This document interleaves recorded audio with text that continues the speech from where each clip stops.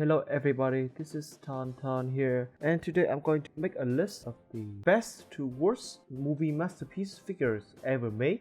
So by comparing this list, I'm gonna compare with the vehicle mode, the actual robot mode, and then the playable value of the figures, and also comparing them to the Studio Series figures. So first off, here we have the MPM-1 Starscream versus the Studio Series Starscream. First is the vehicle mode, and I gotta say this is fairly okay represent of the F-22 Raptors, even though that the front section is not really accurate. But if you can see here, the Studio Series version does a better job on the front head of the jet. But then again, this is a very old mode, and so I don't feel like it needs too many comparisons, because this is a remode from the Hunt for the Decepticons Leader Class Starscreams. So nothing too many things can be said about it. So I would prefer saying that this is an OG mode and it fairly is fine. And also I'm gonna skip out the MPM-2 Bumblebee because that is a really bad figures and I don't want to show it. The next one on the line is the MPM-3 Bumblebee Camaro version.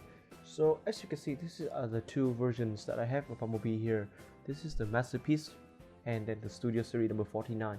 And I think that both this vehicle looks great, although I would somehow prefer the silhouette of the Studio Series rather than the masterpiece version, because as you can see, the Studio Series looks a little bit stronger. Because of the front section, the grille is actually not that pointy as the masterpiece version. But to me, this vehicle looks really nice, and I would expect nothing less from a masterpiece, because to be honest with you guys, back in 2017, this is what rebirthed the masterpiece movie line of the Transformer franchise. MPM-3 Bumblebee. The figures that we can say that rebirthed the movie masterpiece line comes with a lot of flaws. The first thing I want to mention about it is the paint job of the figures, because as you can see with this one here, the whole proportion of gray area in the movie are painted with some kind of dark gray. So in the end, it results with a very stupidly dark looking Bumblebee face. And I hate that aspect of these figures. And other than that, the engineering of the feet also is a down point of this figure, because as you can see, it is really hard for the figure to stand up straight due to this stupidly engineering section. And what else can I complain about this one? It is the fact that it just doesn't feel as nice as we expected from a figure like this. And also the transformation is also a pain in the ass, because it is really hard to get used to the leg engineering of the figures. This is comparison to the Studio Series 49 Bumblebee. So it is a shame that this Bumblebee only comes with a masked face but not the open face. But to be honest with you guys, this mask of this guy here is so ugly. But try to bring it down. The engineering is not that great as well, and as you can see, the result is just stupid. It just looks stupid. And if I compare this two versions here, so I think the only thing I can give compliment to this one here is just the window section. I do like the fact that this window is pure clear plastic and doesn't have any colors up to it. That is just movie accurate right there. Again, this is the MPM-4 Optimus. As you see, here we have the MPM-4 and the Studio Series number 44 Optimus from Dark of the Moon. And to me, this time the masterpiece clearly is better, given the size of it, so they would be able to make a lot more details. And the best part of it, I might say, it is the adjustable smokestack, because as you can see here, the smokestack on the MPM-4 is really nice and in scale. But rather in the Studio Series number 44, it does seem a little bit dumb because how short it is, and also the windshield section is not that great, to be honest with you. So I would prefer the MPM-4. To me, this is a really nice representation of what the vehicle actually looks like in the real life. The one thing that I do not like about MPM-4 is just the paint jobs, because a lot of people, including myself, has always complained about this paint job. The blue is too much in the light size. We would prefer to be a little bit darker. That is what all the third-party KOs have been improving from the LT02 until the BMB LS03 or even the Weijiang Black Apple Optimus. So this guy is originally, I think, is still the junior as the old leader class toy. But then again, he comes with some really nice new painted area, and I must say, the paint here is quite durable. So I handling this guy for ages, and he hasn't got any sign of paint tripping, which is impressive. And also he comes with a matrix of leadership, which is really nice.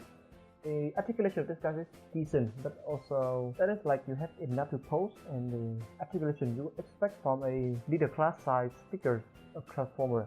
And other than that, quite nice handling from all the sides of him. I quite enjoy having this guy in my collection, and handling him is also fun. I do not have any troubles of transforming this guy, so I think this guy will get a really high marks on my collection. Now bring in the Studio Series 44 again with Optimus. As you can clearly see, the problem with this, the MPM-4 here, is that the color is kind of too bright for some people's taste. Personally, I would prefer the Studio Series blue rather than the MPM blue, but this guy still looks great to me, so no problem at all. Okay, so the next one is the MPM-5 Barricade, and we have the Studio Series Barricade next to him. And to me, both of this vehicle nail the alternate mode, because if you look at that, it looks really nice in that police car, and they do not change, they do not differ too much of a looks, and even the engineers are somewhat similar, and I quite enjoy this one over here, especially all that tattoos and markings on the vehicle that just look really nice. And at first when I got these figures, I thought it's gonna be really easy to be paint trip due to all that nice little details on the vehicle mode. But after handling this figure for quite some time, I do not find any of those problems. This is the MPM-5 Barricade, and I must say this is still one of my favorite figures of this line so far. It just looks great onto the figures, and the copy from Screen 2 figure is really nice. This is a highly movie accurate figures, and the handling of him is also nice.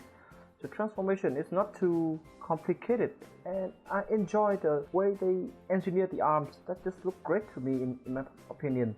The claw looks shiny and nice, and you got a big piece of die-cast metal onto the body holding the whole figures together. And the face sculpt, speaking of the face sculpt here, to me this face sculpt is really amazing and I love it. Now bringing in the Studio Series Barricade, as you can see, because these two guys got released kind of like similar to each other, so as you can see they just look great, and the transformation is the same. Nothing is too much of a difference, and I think this guy is a really nice figure. Next up on the line is the masterpiece number 6 Ironhide, and even though I had this figure for a very long time and I tried to transform him many times, but I cannot fully transform him. There will be always gaps underneath and here and there. The reason for that, I think, is the mechanism of the spring-loaded. They did a lot of spring-loaded parts onto Ironhide, and then they collapse into panels, so the panels are really hard to mix together. I would say this is a disappointment because the Studio Series obviously does a better job, and the movie masterpiece just simply being more paint, and that would be it. And one downside is that Ironhide cannot incorporate his weapons onto himself. That is a shame, because the situation of Primes or any other figures, they would have their weapons separately. I would be okay with that, but Ironhide having the guns transformation with him is such an iconic role, so that when they're not having it, that is a really disappointment for me. So I don't think that this vehicle mode nails what I expect from a masterpiece movie. And when I said I despise the alternate mode, I also despise this robot mode. All the proportion looks weird, and as you can see, it just doesn't make sense. Because the problem with Ironhide, if I bring in the Studio Series, so you can see, is that during the movie, his chest will always be at this form right here. But when with the movie masterpiece, the weight of this always have a tendency to pull down the chest section, so his arm just looks so lanky and weird. Also, one thing I hate about this one is this panel over here, because in the movie that folds in really nicely, but here it's just hanging around kind of like a shield, and I know that they make an attempt to covering it by adding his signature weapon here, but it just doesn't make sense to me. So he just looked really weird and odd, and I just hate the way they make this arm joint over here, so it's like so ugly when he raises his arms like that. To me, this figure just doesn't make sense. I only purchased him just because he's Ironhide, and I need to complete my collection. But look at the Studio Series version, a better solid figures, and they fix all that problems with the arms and the guns and everything, and he just looked way much better.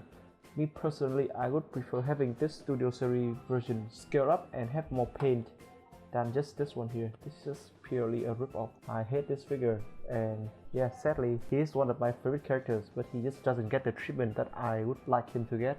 2018 marked the release of the standalone Bumblebee movies from Travis Knight, and as a result, Takara and Hasbro rushed their ass out to make a masterpiece and a studio series figures to sell the toys of Bumblebee. And here we have the masterpiece number 7 Bumblebee Volkswagen Beetle mode. And although the vehicle mode looks fine to me and I will have nothing to complain about him, but it is still a very bad figures.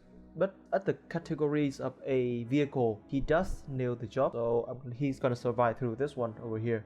Like I said, 2018 release of Bumblebees, and along with a most disappointed movie masterpiece figure of all time, this is the number 7 Beast from the movie Bumblebee. This guy is stupid. He's a same rip-off of the old engineering from the MPM-3. So yeah, like, the transformation is kind of fun, but then as a result you get a inaccurate movie Bumblebee. Even the transformation are not correct. You get this weird door and wheels arranged here, but then that is just not the point of having him at all. This is the point of the Beast from the Michael Bay version. As you can see, same design, nearly same height. It's just a rip-off. I hate this one. And bringing the studio series version in, as you can see, it makes me hate these figures even more. I mean, like, when I first saw this design here, I quite like it because it represents a strong and solid design of the Transformer, not like that massive of scrap metals that with of Michael Bay. But with this rip-off, these two figures over here, they make us hate this design because it just looked dumb to me. With the upcoming movie masterpiece figures, here we have Megatron from Transformer 2007. And although this is a very discussable point of mine, but I would say that somehow I prefer the proportion of the jet in the studio series version more than the movie masterpiece one. Why? Because to me, although that the transformation of movie masterpiece is labeled correct and nicely done, but to me that proportion will always be weird because of a jet having a head, a robot. To me, that the proportion of transforming with the studio series version is way much better, and they actually does the tail part of the jet. But the shameful thing is that they remove that spike on the wings, which would be really nice if they do have that. And other than that, I would say that the studio series version overall paint job is better. To me, that is my point. This is actually a masterpiece Megatron because it just looked disappointing. The proportion of the body looks weird, and the fact that this guy is really easy to be bumped out to pieces, so it's actually a mess to handle. And also the backpack, terrible as well. I know that they make the reason that they want to make this guy to be transformed as movie accurate as possible, but it is too much of a backpack for masterpiece figures. It's just a mess in the back section. And like I said, this guy is not too impressed. I love the additional gold painting on him, but the gold on the face just looked weird. So for comparison, I'm gonna bring in the studio series Megatron for you guys to compare. For me personally, I would prefer the proportion of the studio series version than the movie masterpiece version because I think this guy's look way better, and the fact that the head paint is kind of lacking is just disappointing because as you can see, he has some really nice silver paint here, but on the sides of the head, that's just normal gray unpainted plastic, and to me that is a minus point over there. So I wish that some ways they could combine these two figures together, because actually I prefer the proportion of the studio series version. But I do prefer the legs of the masterpiece version because the legs of the studio series is way too big for my taste. The next one is the MPM-9 Jazz, and up to now this is still my favorite studio series figures. I just love how compact the vehicle mode is, and I would say that I prefer the paint job on the movie masterpiece rather than the paint job on the studio series. That just looks better in my opinion, and this is a very nice representation of how he actually looks in the movie, so I don't have too many things to talk about him. But I think they nailed this one really nice. Good job, Takara. And to me, this guy is such a nice figure. Maybe if I say the best representation of this figure so far. Not only that, he is a very movie accurate and also nice design, because I just love the fact that his forearms are slicked, but then his shoulder section are bulky, so he's having some armor section onto it. But the fact that this guy can actually split into two pieces is really impressive, especially he comes with a figures of Sam holding the Allspark, and then a part that represents his spinal cord hanging out. So reasonably speaking, I love this guy. His design is very cool and I just love him. And for comparison, I'm gonna bring in the Studio Series Jazz here.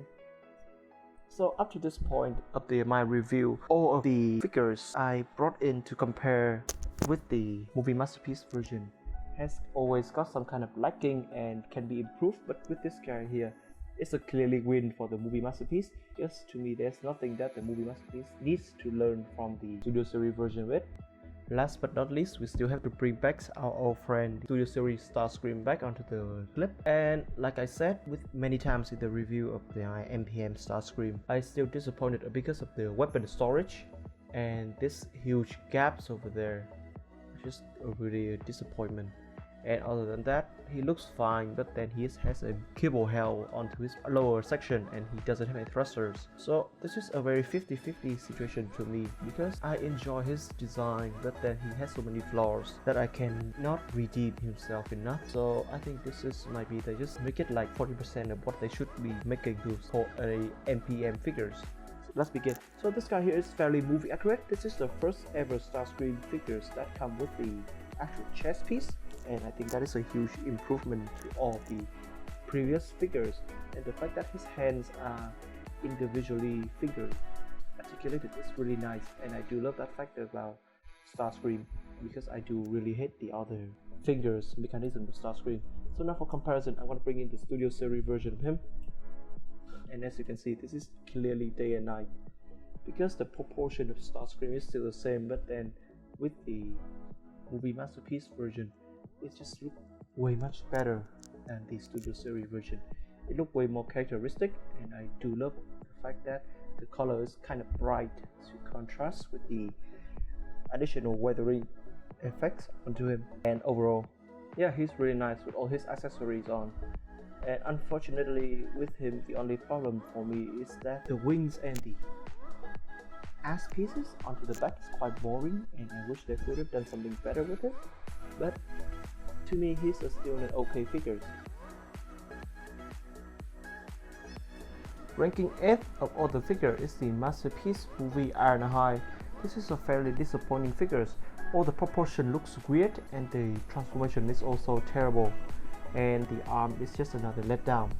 I'm so sad that my favorite Transformer characters are ranked so low in this rankings. So I would hope that they would make a 2.0 or something, or maybe the upcoming Black Apple Ironhide will be better. But to me, this is just not being worthy of calling a Movie Masterpiece. I'm really disappointed with this letdown. Ranking 7, which ironically is the MPM-07. This is Bumblebee from the actual movie Bumblebee, because this guy is just a terrible letdown using the pre-molding and engineering of the previous Bumblebee, which result in a inaccurate movie figures. And the fact that he just looked kind of weird in this, all the wheels and doors hanging behind him. So, and just look at those arm guards, they didn't even try to hide it away. So I would hardly call this is a masterpiece figures. This is by at best a leader class figures, judging by the lowest standards. So to me, this is not worthy at all of being a masterpiece figure, and that is why this guy is so low in this review right here. Ranking 6, this is the rebirth of the Movie Masterpiece line. Here we have MPM-3 Bumblebee. I hate this design, and I also hate this engineering. And to be honest with you guys, I don't like this figure at all. The paint job, the leg engineering, and the way that they proportion the backside that left the car's doors always hanging like that. It just, to me, that is just infuriating engineering. And this will not be ever my favorite figures of all time. I promise you that. And at the moment, at the time it released, it might look like something nice and cool, but at the time you won't feel the same as this figure when you first purchase it, or when you first saw a review of it. Next up on the line, we have MPM Megatron. There are many things I can say about this mold, but the main reason that I hate this guy so bad is the proportion, the backpack and the wings. That is why I never give him that much of a attention in my collection, rather than just having the chance to review him. That is why when I bring him out my shelf and actually play with this guy, this guy is not worth my time and your time and anyone's time, and I do hope that they make a KO version or the upcoming something Megatron versions too. Number 4 on the list is the latest Masterpiece Starscream. I mean, he's an okay figure, maybe the best one. To be honest, comparing with this guy, I still feel like there's something from the studio series that this guy could learn on. Especially the jet mode. The jet mode is a really disappointment. Other than that, I do love the fact that he got his thrusters, but somehow they make him got the thruster in the robot mode, but then not in the actual jet mode. It's like Starscream figure is getting cursed, so only one of the two modes will get the thruster. And speaking of that as well, the accessories are nice, but then I do hate his weapon storage. So to me, this guy will be on number 4, and I mean that is fairly decent for a masterpiece figures. I think they are something that they could improve, and I would expect nothing less from this size here. And this guy will be perfectly good comparing to the quality of the figures. So I was hoping that Ratchet, which I'm gonna get soon, will be good as well. Number 3 is of course MPM Barricade, and I just love this figure from the proportion. Just look at those legs, they look really strong. The face sculpt is beautiful, the paint is really durable, and just the claw and the arms are the highlight of him. I do love the fact that he's a really nice figure, and I enjoy handling him very much, especially with the black on him is just shiny, and I just love the fact that they use really nicely painted details onto him. So I think this guy and Optimus might be the two most difficult Transformer to paint, because while Optimus has his flames, this guy has all this marking onto him, and that just look really nice and realistic. I love that of his figures, and the backpack is also really compact, and I just enjoy that 643 numbers onto his back. That is beautiful, and the headlights and all the lights and the clear part of this figure is really well done, and I just really appreciate this figure from Hasbro. Number 2 of course is the Prime himself. This is MPM-04 Optimus, and the reason for number 2 is only because of the paint job and some area which is left unpainted, and also how they manage the back section, which is kind of disappointing. But then again, this is the foundation for a lot more third-party Optimus figures. Yeah, that is basically what happened here with Prime, that he's a really nice, solid, fun to handle figures. I understand the reason they chose this blue because the worry of paint trip, but then again, if they target a masterpiece figure, they might do a better paint job on him, so he won't be easy to paint trip. But anyway, this is a really nice, solid figures, and this is actually my favorite figures up to this day. If we're not considering the number 1 spot, and which we'll get in a moment, and I'm pretty sure that you all know who he is. Let's get to the number 1 spot. And the number 1 on my list, nothing less but Jazz. And why he is the number 1? First of all, he did a really good job as representing what he looks like in the movie. And second of all, he comes with tons of accessories and features. To me, his fingers are unique, and I'm really impressed with how they managed to execute that task. The secondary reason is that he actually can split into 2 pieces, just like how he got split out by Megatron in the movie. And the third one is he does come with a Sam with Wiki figures. And one more thing that why he's on the top is that he actually, when I comparing this guys to their studio series counterparts, I mean a lot can be adjust or make better, but with Jazz here he just overwhelms his studio series versions, and I'm really impressed with how he looks, and he's actually one of the greatest movie masterpiece figure ever created. So to me, Jazz will always be my number 1 until something better came out, but for now Jazz will do. So how do you think of this ranking, and what could you agree with and what you don't agree? Please tell me in the comment section below, and also follow me on Instagram. That will be for today. TonTon out.